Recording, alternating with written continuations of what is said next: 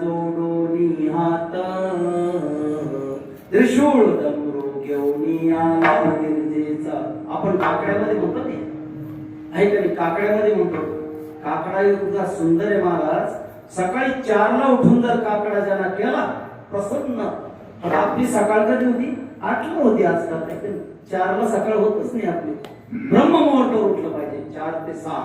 वारकरीची संध्या म्हणजे काय आहे? सकाळी काकडा, संध्याकाळी हरिपाठ. आषाढी कार्तिकीची वारी, एकादशी व्रत आणि सोमवार.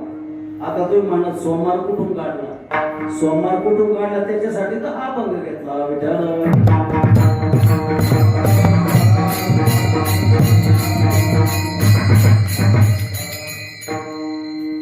म्हणून पार्वती मातेला झोप लागली. पण ते पूर्ण ब्रह्मज्ञान त्या कवी नारायणाचा जो अवतार आहे मच्छिंद्रनाथाचा, त्या माशाच्या गर्भामध्ये त्याने ऐकलं. पूर्ण ज्ञान ऐकलं. आणि मग त्या कोळ्याने तो मासा घरी नेला.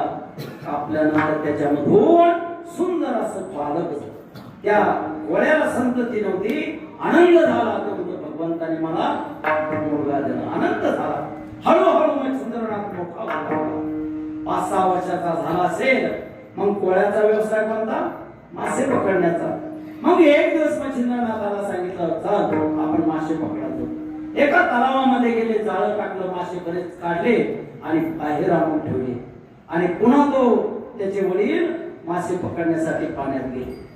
आता मच्छिंद्रनाथ काय करायचा? हे जे मासे आहे ते एक एक मासा पाण्यात संसार. आता आपल्याला काय करायचं?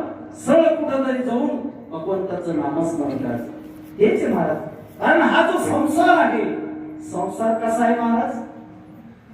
संसार दुःख बांधवडी आहे. हा संसार दुःख